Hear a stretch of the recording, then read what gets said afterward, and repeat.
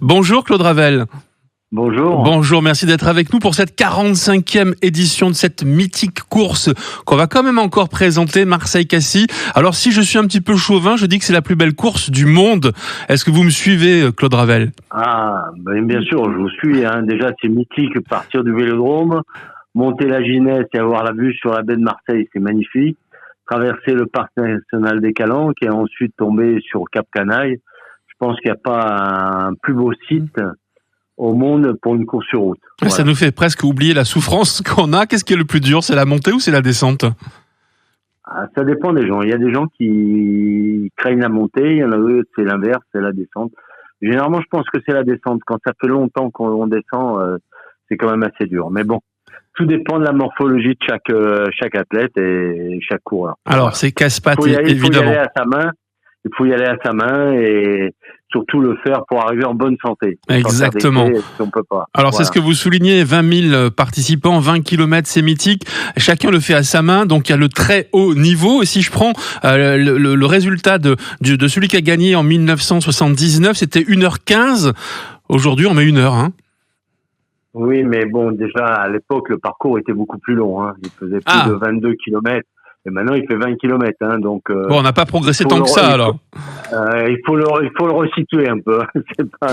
Mais bon, c'est sûr que Alain Angéli, le premier vainqueur, avait mis, je ne sais plus, 1h15 ou une chose comme ça, mais le parcours n'était pas le même, la circulation n'était pas arrêtée, on passait au milieu des voitures, c'était compliqué quand même, la première année. Bon, autrement dit, la performance était déjà de très haut niveau il y a 45 ans, finalement.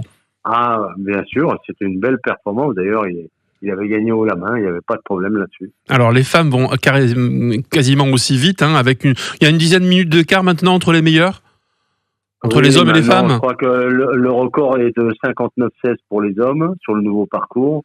Et les femmes 1h05, donc ça fait même pas 6 minutes 30, voilà. Ouais, on grignote, sauf qu'à bout d'un moment, il y aura les conditions évidemment physiologiques des uns et des autres. Alors vous le disiez, il faut le faire à sa main, ça veut dire que dans les gens qui nous écoutent aujourd'hui, il y en a plein qui se disent, moi je vais souffrir ce dimanche, mais ça fait rien, je me suis entraîné toute la saison pour le faire et je veux le terminer, ça c'est important.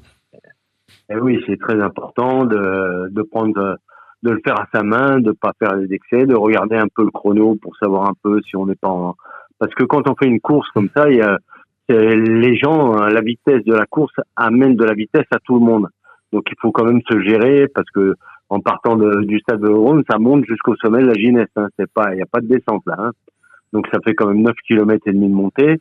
Après sur le plateau de Carpiane, c'est quand même il y a petite montée, descente, c'est quand même un peu dur. Il y a la grande descente quand on arrive sur Cassis, donc là c'est les muscles qui travaillent différemment parce que là on prend vraiment de la vitesse. Et maintenant, avec le nouveau parcours en arrivant dans les vignes, derrière la gare de Cassis, donc ça remonte un peu. Donc, il faut quand même savoir se gérer et le faire correctement. Mais je pense que les gens, maintenant, ils ont compris un peu d'entraînement. Nous, je sais que nous, on organise un mois avant des runs, qu'on appelle ça, sur la plage de Cassis, sur la plage de Marseille, où justement, on explique aux gens comment courir, se préparer pour faire Marseille-Cassis. Et surtout arriver en bonne santé et avoir le plaisir de l'avoir fait. C'est l'essentiel pour nous. On a plusieurs images évidemment qui nous viennent, Monsieur le Président de la SCO Sainte-Marguerite. C'est à la fois celle des vainqueurs qui vont très très vite et puis toutes ces images de solidarité de gens de différents âges qui s'attendent, qui le font en groupe et qui participent finalement. Bien sûr, ça c'est la solidarité. Et je veux dire, même la montée de la Ginette, elle est dure, mais tout le monde s'encourage pendant cette montée. Tout le monde essaie d'avancer le plus vite possible. Les gens marchent, il y en a un qui passe, il encourage. Voilà, donc c'est la solidarité est très importante pour nous. Alors cette année, vous avez mis, vous également, l'accent sur Octobre Rose, avec une édition qui va être au bénéfice de la lutte contre le cancer du sein. Oui, bien sûr. Et le défi rose, donc c'est quand même un soutien à la recherche avec l'IPC pour le cancer du sein. Donc c'est pour la recherche. Donc on peut se dire quand même que c'est quand même une maladie qui est ennuyeuse pour toutes les femmes. Quand on dit que maintenant il y a une femme sur 9 qui est atteinte du cancer, c'est énorme. Donc maintenant on sait que on arrive à 90% des gens à les soigner si c'est plus tôt. Donc je veux dire la détection qu'on fait pour ça c'est important. Et je veux dire nous c'était très important qu'on soit solidaire vis-à-vis du défi rose parce que le mois d'octobre c'est le mois pour le cancer du sein, et donc on avait mis ce défi sur Marseille-Cassis, et donc on a permis de remettre un chèque à l'IPC pour justement suivre la recherche du cancer du sein pour soigner le plus de personnes possible. Encore une preuve de la solidarité des participants et puis également des coureurs et puis surtout des organisateurs de Marseille-Cassis. Merci Président, on vous souhaite quoi pour ce dimanche? Une météo clémente, on espère, hein, c'est ça? Ah oui, une bonne, et puis remercier surtout les 800 bénévoles qui sont là le jour de la course, qui donnent un élan et encouragent tous les participants, et puis remercier bien sûr tous les participants. J'espère qu'on aura un temps clément, de façon que tout le monde arrive à bon port à Cassis. On n'oublie personne. Merci Claude Ravel d'avoir été notre compagnie. Passez une bonne journée.